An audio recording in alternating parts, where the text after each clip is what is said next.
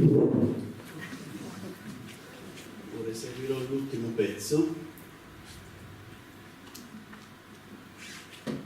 I primi brani erano di Émile Gouet, Préhistoires, Ambiance d'Oxien Suite e Deux Impromptus. Émile Gouet era compositore francese, allievo di Coquelin e Rassel. Come tenente dell'esercito francese fu arrestato nel giugno 40 e trasferito nell'Oflag 10 a Nimburg-an-Weser, dove non solo scrisse opere pianistiche ma anche un'opera Mimmo Oratorio Opera Renaissance che dura 2 giorni di stage e un concerto per pianoforte orchestra. Fu liberato nel maggio 45, ma per una malattia contratta nel campo morì in un sanatorio nell'ottobre 1946. Poi è stato eseguito un valzer di Rudolf Karel.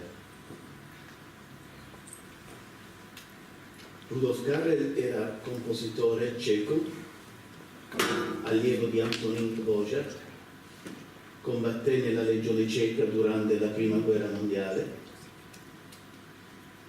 era docente di composizione all'Accademia di Praga, partecipò alla resistenza cecoslovacca durante l'occupazione tedesca, fu arrestato dalla Gestapo, torturato e si ammalò di dissenteria nella prigione di Pankráč. Essendo malato di dissenteria, disponeva di molta carta igienica e carbonella vegetale, con la quale scrisse un'intera opera, I 3 capelli del vecchio saggio, un nonette per 9 strumenti e questo valzer che è stato eseguito e altri piccoli brani. Bonsoir à tous. Tout d'abord, un très grand merci au maestro Francesco Lotoro. C'est un privilège de l'avoir ici.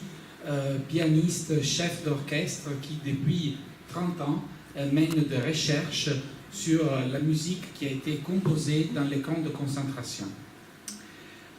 Comme il a dit tout à l'heure, il a joué d'abord 4 morceaux d'Émile Gouet, un officier français qui a été arrêté en 1940 et qui a été emprisonné et qui est resté dans un camp jusqu'à 1945. Ensuite, il est mort en 1946 à cause d'une maladie qu'il avait attrapée durant la période qu'il a passée dans le camp. Vous avez ensuite écouté de la musique de Rudolf Karel, un musicien qui avait été emprisonné dans le camp de Terezín, dans la République tchèque, qui a écrit ses musiques sur du papier hygiénique. Donc, il a été contraint d'écrire sa musique sur du papier de toilette.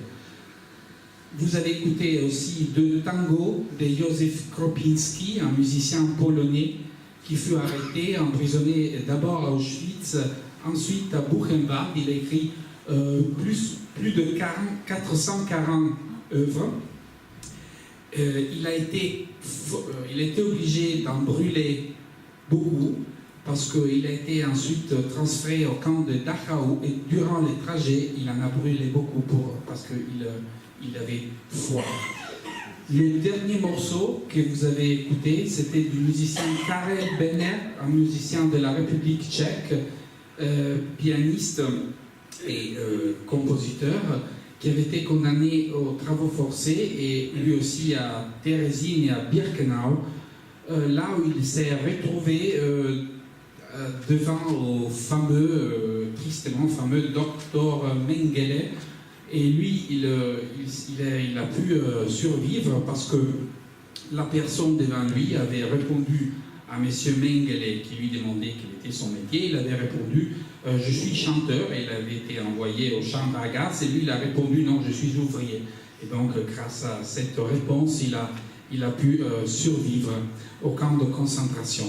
Je remercie vraiment beaucoup le centre Edmond Flegg de cette très belle collaboration qui continue. Donc après l'année dernière, le Ghetto de Venise, la pièce de théâtre. Et donc j'invite nos amis du Centre Flegg à dire un petit mot. Merci. Oui, bonjour, je m'appelle Raymond Haroche, président du Centre Flegg, et je suis heureux avec Martine Yana, notre directrice, d'abord de l'accueil que Francesco Neri nous réserve à chaque fois qu'on vient chez vous. On se sent un petit peu chez nous. C'est difficile d'intervenir après tant d'émotions. C'est vrai que c'est un privilège d'écouter Francesco Lotore, et comme il le dit lui-même, moi j'ai retenu une phrase qui m'a bouleversé, c'est tout son travail consiste à essayer de redonner vie à des êtres qui ont voulu rester humains jusqu'au bout dans l'enfer carcéral, enfin plus que carcéral, dans l'enfer des camps de la mort. Et on pourra après sans doute échanger un petit peu avec Francesco Lotore, avec vous-même et toute votre équipe qui nous accueille aussi.